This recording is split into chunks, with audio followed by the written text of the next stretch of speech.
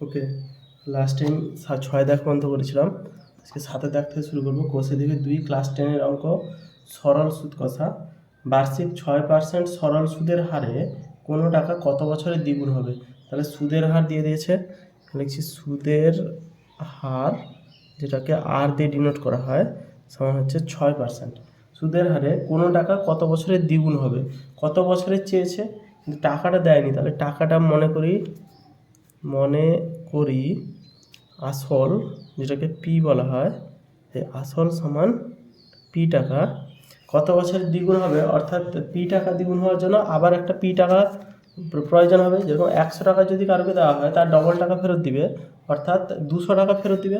তাহলে টাকা যদি 200 টাকা হয়, তার 200 টাকা সে আমাকে ফেরত দিচ্ছে, আমি তাকে দিয়েছিলাম 100 টাকা, তাহলে আমাকে এক্সট্রা দিচ্ছে কত টাকা, 100 বিয়োগ করে দিলে 100 টাকা এক্সট্রা দিবে আমাকে।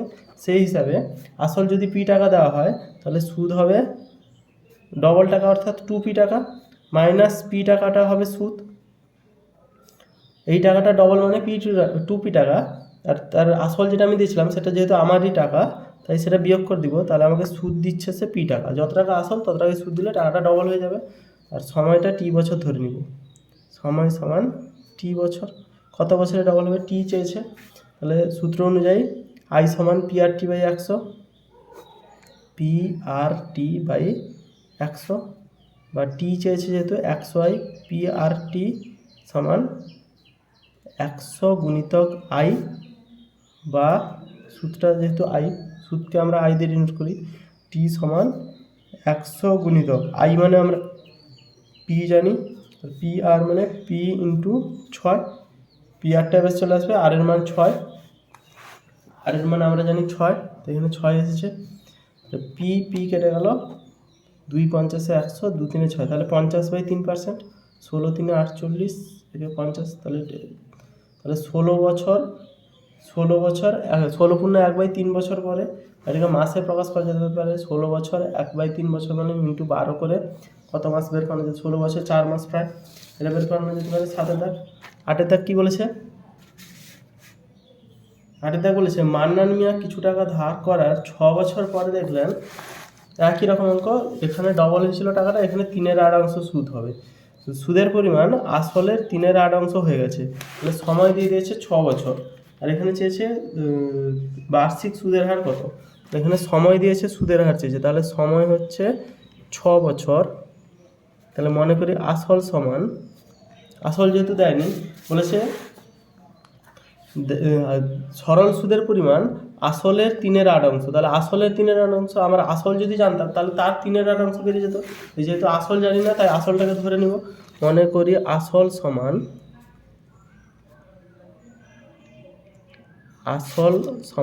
পি টাকা, সুদ বলেছে আসলের 3/8 সুদ হয়ে গেছে, তাহলে সুদ হবে সমান, সুদ যেটাকে আমরা আই দিয়ে ডিনোট করবো, আসলের 3/8 মানে আসল গুণিতক 3/8 টাকা সমান 3p/8 টাকা।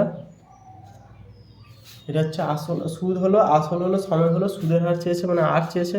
আমরা জানি আই সমান P R T by 100, P R T by 100, বা আর সমান 100 into I by P T সমান 100 ইন্টু আই মানে 3p/8, পি মানে পি ধরেছি আমরা, টি এখানে 6 বছর। তাহলে এটা সমান যদি করি, এখান থেকে এদিকে সমান আনছি, তাহলে 100 গুণিতক 3p/8 গুণিতক পি গুণিতক 6, এইটা নিচে নেমে আসবে।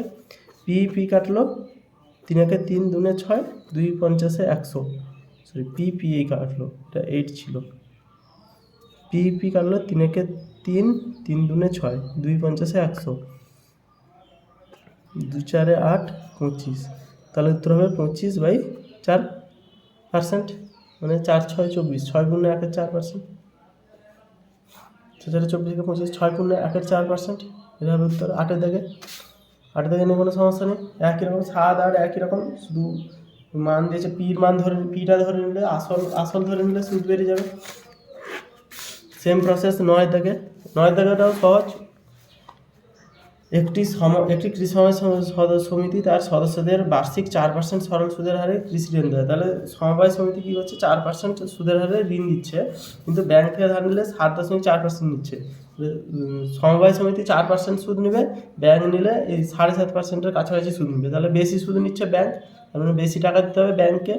একজন কৃষক যদি ব্যাংক থেকে টাকা ধার না করে সমবায় সমিতি থেকে 5,000 টাকা ঋণ নেয়, তাহলে কৃষকটা কী করলো, ব্যাংক থেকে নিল না, কারণ ব্যাংকে টাকা বেশি নিচ্ছে, তো সে ব্যাংক থেকে না নিয়ে সমবায় সমিতি থেকে নিল।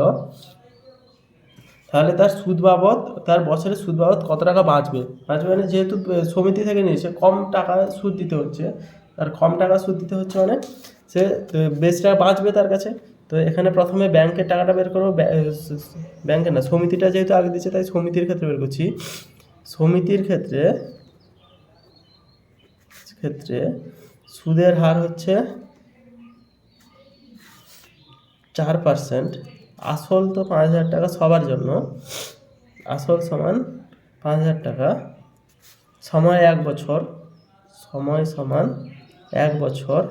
তাহলে সুদ সমান মানে আই সমান কত হবে, পি ইন্টু আর ইন্টু টি। পি মানে 5,000 ইন্টু আর মানে 4% ইন্টু টি মানে 1/100, দুটো শূন্য কাটবে, তাহলে হচ্ছে 200 টাকা।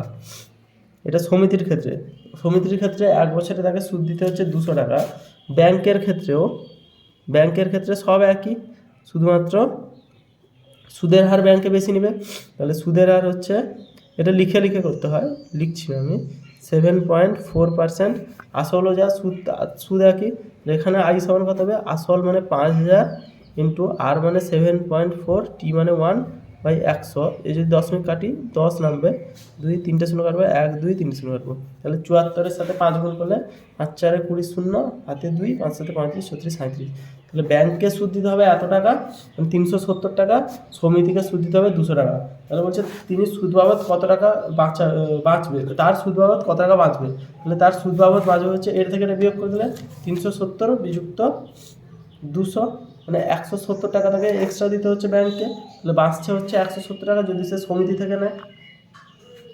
9 থেকে 10 থেকে কেসটা কী হয়েছে, যদি 292 টাকার একদিনের সুদ 5 পয়সা হয়, তাহলে সরল সুদের হার নির্ণয়। সব থেকে নর্মাল অঙ্ক, ভয় পাওয়ার কিছু নেই। তার কারণ হচ্ছে এখানে শুধুমাত্র দিন আছে, পয়সা আছে, এগুলোকে পয়সাকে টাকায় করতে হবে, দিনকে বছরে করতে হবে। কারণ এই সমীকরণে আই সমান পি আর টি বাই 100 সময়টা বছর অনুযায়ী হিসাব করা হয়। এটা আগের ভিডিওতে অঙ্ক ছিল।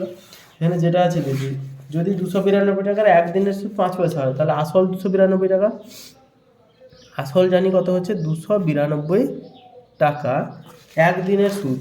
তাহলে সময় হচ্ছে একদিন মানে আমরা একদিন বলবো না, একদিন সমান হচ্ছে 1/365 বছর। 365 ভাগ করতে হয় দিনকে। আর সুদ সমান দিয়েছে কত, 5 পয়সা, তাই তো। সুদ সমান দিয়েছে 5 পয়সা। 5 পয়সা মানে কত টাকা, টাকা থেকে পয়সা করতে হলে কী হতে হয়, 100 দিয়ে ভাগ করতে হয়। পয়সা থেকে টাকা করতে হলে কী হতে হয়, 100 দিয়ে ভাগ করতে হয়। তাহলে 5/100 টাকা, মানে 5 একে 5, 5 20 100, 1-এর 20 টাকা। তাহলে এটা হচ্ছে সুদের হার চেয়েছে। সুদের হার মানে আর সমান 100 গুণিতক আই বাই পিটি, কারণ হলো পি আর টি বাই 100 সমান 100 গুণিতক 1/20, পি মানে হচ্ছে 292 গুণিতক 1/365 সমান হবে 100 গুণিতক 1-এর 20 গুণিতক 1/292 গুণিতক 365। 20 একে 20, 5-এ 100 কাটলো, তাহলে 365/292। 5 5-এ 25-এর 5, হাতে 2, 5 6 30, 31 32 যদি হাতে 3, 5 3 15 16 17/292। 5 5-এ 5, হাতে 2, 5 6 30, 2 32 2, হাতে 3, 5 3 15 3 18, তাই ভাবছি 1825। আচ্ছা, এইটা যদি দেখা হয়, এটা যে কাটবে 73 দিয়ে, তাহলে উত্তর হবে 25/4 সমান হবে 6 × 1-4। সুদের হার হচ্ছে আমাদের 6 × 1-4%। এই কাটাকুটিটা 73 দিয়ে কাটবে, নাহলে এমনি যদি এটাকে যদি ভাগ করা হয় তাহলে কাটাকুটি কীভাবে হবে বোঝা যাবে। 10 থেকে অঙ্ক এটা হলো, সমস্যা নেই কোনো।